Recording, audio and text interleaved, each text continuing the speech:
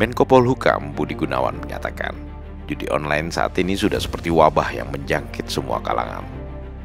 Hal ini disampaikan saat membeberkan fakta-fakta yang cukup mengejutkan terkait pemberantasan judi online yang tengah dilakukan pemerintah.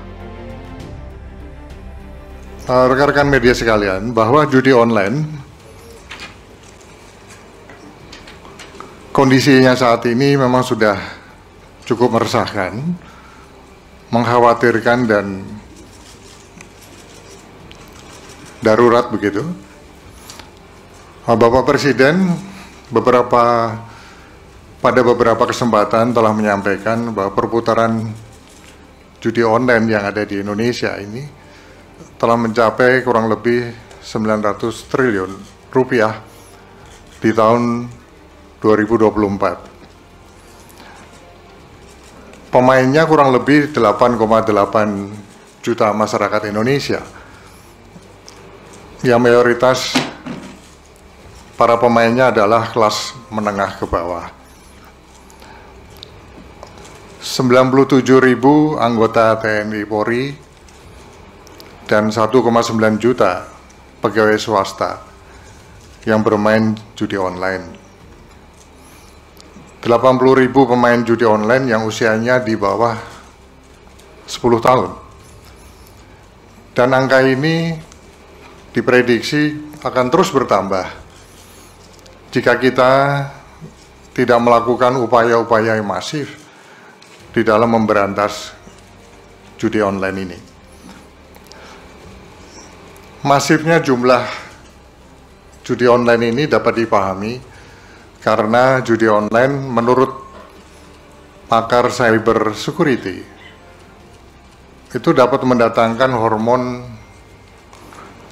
endorfin yang membuat pemainnya merasakan perasaan senang dan bahagia ketika berhasil memenangkan salah satu permainan judi online ini. Padahal kemenangan itu memang sudah diatur oleh operator-operator judi online agar deposit dananya semakin besar. Ketika depositnya sudah besar, dipastikan pemain akan kalah dan kehilangan uangnya. Artinya apa? Bahwa sebetulnya judi online saat ini itu sudah seperti wabah, seperti penyakit menular yang menjangkit berbagai kalangan, dari kalangan tua hingga anak-anak.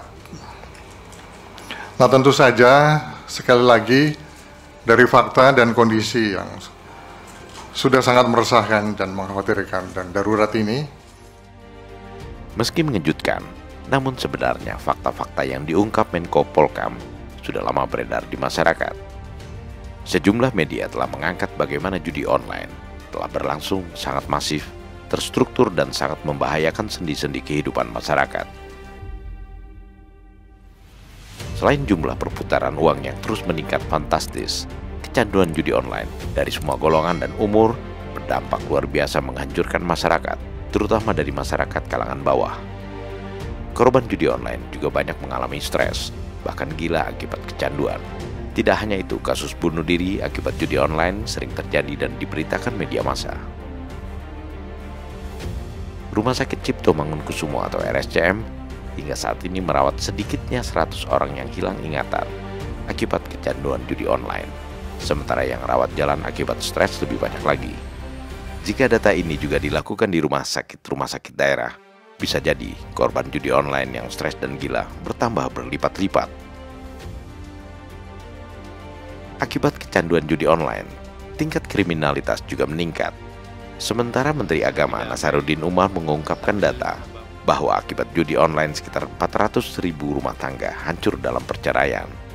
Tak terhitung pula anak-anak yang putus sekolah akibat orang tua atau anggota keluarga mereka terlibat judi online, serta status ekonomi yang menurun tajam. Sikap tegas pemerintah saat ini memang sudah seharusnya. Pemerintah tidak lagi bisa menutup mata terhadap daya rusak judi online di masyarakat. Judi online adalah bisnis besar bagi mafia internasional, sehingga hanya pemerintah yang bisa melawan mafia semacam ini. Liputan-liputan investigasi beberapa media membuktikan bahwa judi online di Indonesia dimainkan oleh jaringan kriminal internasional yang berpusat salah satunya di Kamboja. Kompas bahkan telah menurunkan hasil investigasinya tentang jaringan judi online yang banyak mempekerjakan orang Indonesia di Kamboja pada Desember tahun 2023 atau hampir setahun yang lalu. Kamboja memang melegalkan judi baik online maupun offline.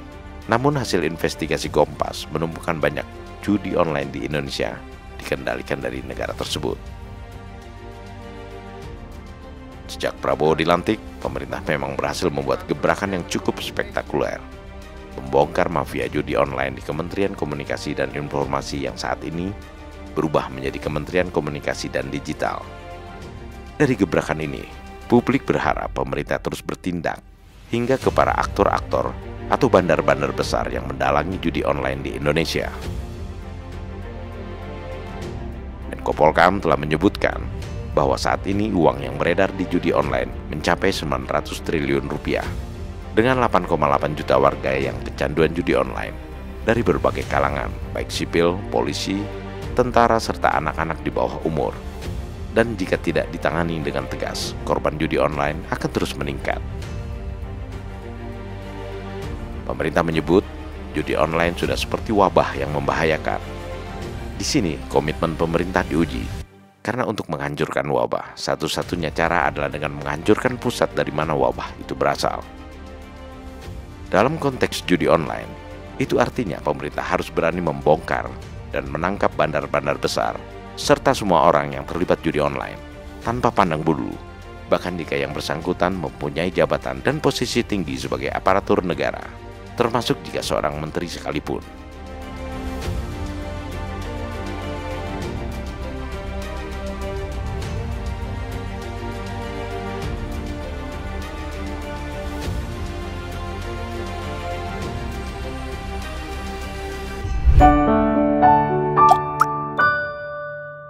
Men of our time.